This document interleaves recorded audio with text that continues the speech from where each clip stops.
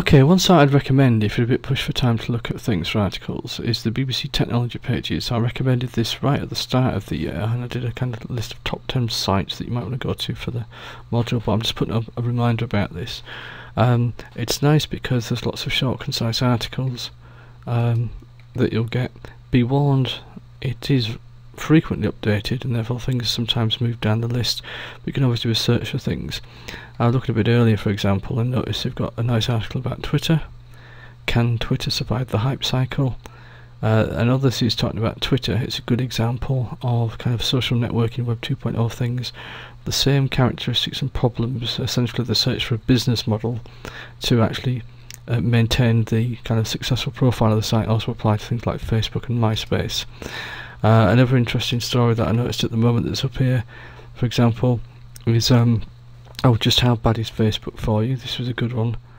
This is quite useful. It's essentially saying that students who spend too much time on Facebook, along with other sites of this type, possibly suffer in terms of their sort of qualifications. It's actually quite hotly debated, the statistics around the research and stuff, but it makes an interesting point, and it's the kind of thing that could threaten networking sites. So for example, many employers have already banned or blocked access to social networking sites like Facebook and MySpace, because if you're on there, you're not doing your work. So these are useful problems. Again, another useful story here, Hollywood battling DVD copying.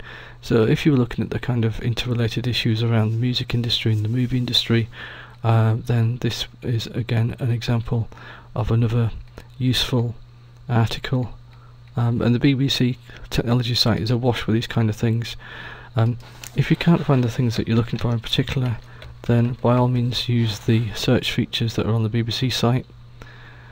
So if I do a search for Facebook, for example, you'll get lots of things come back. This was a quite useful one. Facebook clocks his 5th birthday. When you're doing a search, do look at the dates and check on these things as to when they first appeared. This is actually an interview with Mark Zuckerberg, which you could play if you wanted to. But what's interesting, I noticed, is you go down and look at this, and there's some quite useful statistics all about Facebook. Rory Kaplan-Jones, the technology correspondent, again, he's actually talking about the appeal of Facebook and similar sites. Useful audio file. But again, you can go through lots of facts and figures. It's quite interesting about why people use it, but again it addresses that question of, well, can Facebook and similar sites actually make money? What's the long-term prospects of these kind of sites? So would recommend the BBC Technology site if it's the one site that you've got time for.